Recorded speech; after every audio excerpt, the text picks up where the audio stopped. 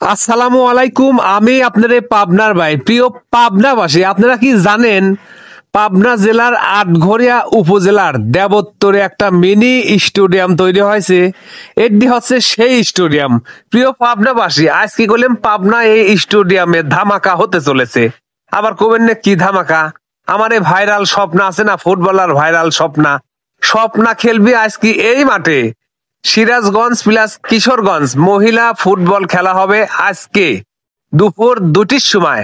আপনারা যারা এই ফুটবল খেলাটি উপভোগ করবি চান এবং এই মিনি স্টেডিয়ামটি দেখার জন্য আসবি চান, আজকেই চলে আসেন আমাদের পাবনা জেলার আটঘরিয়া উপজেলার দেবত্তর মিনি স্টেডিয়ামে। আমি এখন আছি দেবত্তর মিনি স্টেডিয়াম মাঠে। কিছুক্ষণ পরেই সেই খেলা উপভোগ করতে পারবেন এই জায়গা বসি। সবাই ভালো থাকেন, সুস্থ থাকেন, আল্লাহ হাফেজ। আমি আপনার পাবনা